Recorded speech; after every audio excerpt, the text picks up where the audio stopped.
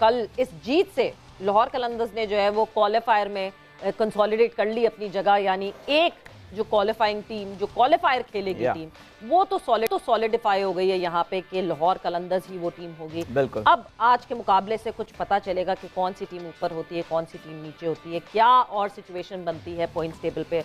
But Misbah, कल हमारी एक कॉन्वर्जेशन चल रही थी, कल हम बात कर रहे थे पिचेस ऐसी हैं, पिचेस अगर इतनी बैटिंग फ्रेंडली पिचेस हैं तो फिर बाउंड्रीज बड़ी हो जानी चाहिए।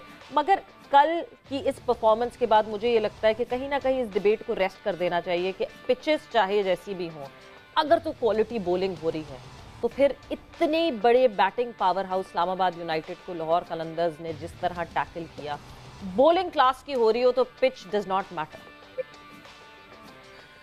देखिए, बिल्कुल ठीक बात है। स्टार्ट जब हमने टूर्नामेंट का किया तो हमारे एनालिसिस यही थे कि इस्लामाबाद और मुल्तान के हवाले से कि देखें, आप जो मर्जी कर लें, जब कोई अच्छी टीम आपके अगेंस्ट 180 क्रॉस कर लेगी जिसकी बॉलिंग लाइनअप लाहौर कलंदर जैसी हो, तो वो आपको प्रेशर गेम में या किसी भी, अभी तो प्रेशर गेम भी नहीं थी, वो आपको चेज नहीं करने देगी आराम से, आप चाहे 11 बैट्समैन खिला लें।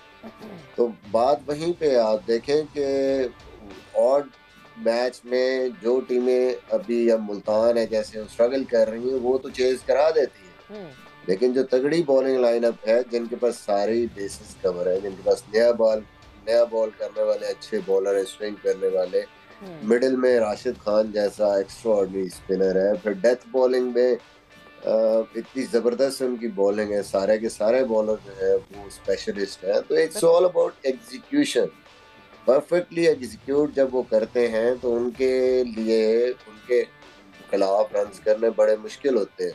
लेकिन एक चीज जरूर मैं कहूंगा कि it is going to be a concern for even Lahore Qalandars, क्योंकि लाहौर कलंदर्स के लिए भी एक भारत टॉस नहीं जीतेंगे जी। जब लाहौर चेज करती है तो लाहौर भी अभी तक जो है ना एक्सपोज हुई है चेजिंग में, मतलब वो पहले खेल के तो ठीक है जीत रहे हैं क्योंकि उनकी बॉलिंग, लेकिन चेज अभी तक वो भी उस तरीके से कॉन्फिडेंट नहीं है, और जितने मैच में उन्होंने चेज किया स्ट्रगल किया।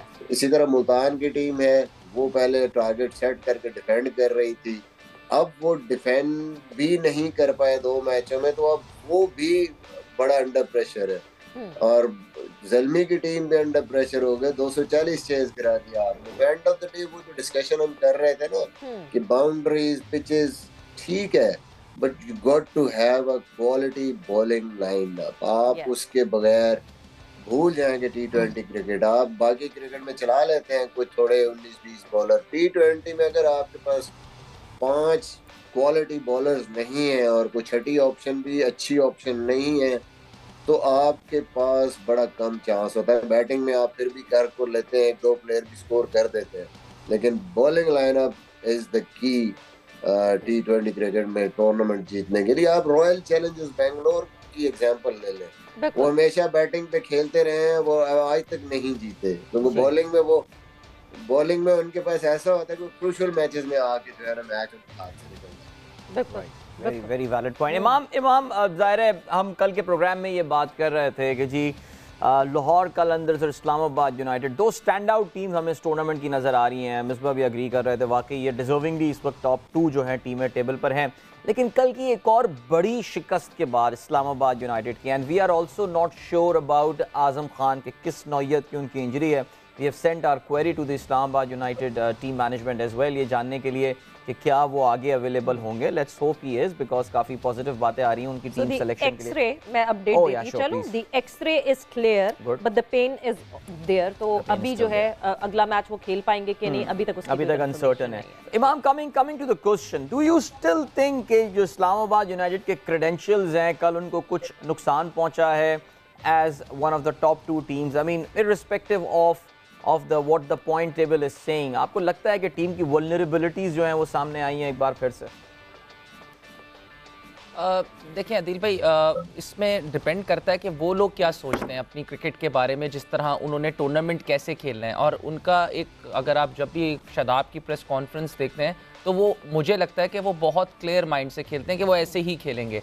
अब आप देखें जब जिसका बैटिंग इतना पावर हाउस होगा तो ऑब्वियसली मुझे लगता है कि थोड़ी सी बॉलिंग की उनकी स्ट्रेंथ वैसे नहीं है, जो कि बार बार हर दूसरे तीसरे मैच के बाद वो थोड़ा एक्सपोज होते हैं। और इसी वजह से मुझे लगता है कि इस्लामाबाद यूनाइटेड जो है पिछले साल भी आप देखें क्रूशल मैचेस में जो है उनकी बैटिंग कोलैप्स, क्योंकि जब आप बहुत ज़्यादा बैटिंग पे डिपेंड करते हैं और आप ये एक दे देते कि यार हम 200 चेस कर लेंगे, 200 कर लेंगे, आप कर लेंगे, लेकिन समटाइम्स क्रूशल सिचुएशन पे जब आपको पता होता है कि इधर 2 विकेट गिरे तो उसके बाद वो चीज़ें मुश्किल हो जाती हैं। लेकिन अच्छी चीज़ इस्लामाबाद की ये है कि वो अपने आप को बैक करते हैं, उन्होंने अपना स्टाइल चेंज नहीं किया, they will play like this. और मुझे ऐसा लगता है पर्सनली कि टूर्नामेंट के अब वो इस हिस्से में है कि यहाँ पे डाउट नहीं कर सकते आप ना किसी प्लेयर पे, ना आप अपने थिंक टैंक पे, ना आप अपनी जिस तरह खेल रहे हो, क्योंकि अब आपके पास या तो एलिमिनेटर खेलना है या आपने क्वालिफायर खेलना है, तो उसके लिए अब आपको इसी तरीके से खेलना है। And you just need to back your players, और जिस तरह की भी आपकी फॉर्मेशन है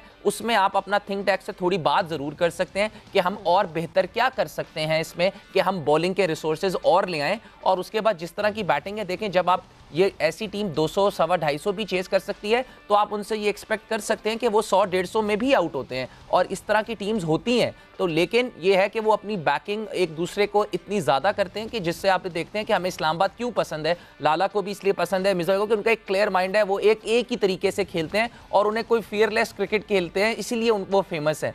तो बस उनको थोड़ा सा बॉलिंग में अगर वो सोचेंगे तो और बेहतर क्या कर सकते हैं एट दिस टाइम, मुझे ऐसा लगता है कि इसके अलावा उनके पास कोई ऑप्शन नहीं है, और वो just need to give their players a good backing, और इसी तरह से खेलना चाहिए। ठीक, बिल्कुल ठीक है, वो खेल रहे हैं, वो खेल तो रहे हैं ऐसी तरह से, मगर वही फिर एक डिबेट बनती है। मतलब हम इंग्लैंड की एग्जांपल लेते हैं, इंग्लैंड जिस तरह इस वक्त जो है इस अप्रोच से खेल रहा है, वो बिल्कुल अप्रोच रिफ्लेक्ट करती है इस्लामाबाद यूनाइटेड में जिस तरह इंग्लैंड खेल रहा है। बट लाला, आपको लगता है अकॉर्डिंग टू द सिचुएशन कभी कभार, क्योंकि हमने देखा, हमने लास्ट टाइम अराउंड आज़म की बात भी की थी कि आज़म ने एक डिफरेंट किस्म की इनिंग खेलने की कोशिश की थी, बिकॉज उस वक्त वो रिक्वायर्ड थी, उसने टाइम लिया, टाइम लेकर वो सेटल हुआ, बिकॉज ऊपर से विकेटें गिर गई थी, एंड देन सेटल होके उसने चार्ज करना शुरू किया। So according to the situation कभी ना कभी तो आपको अपने आप को, अपने स्टाइल को अमेंड करना पड़ेगा।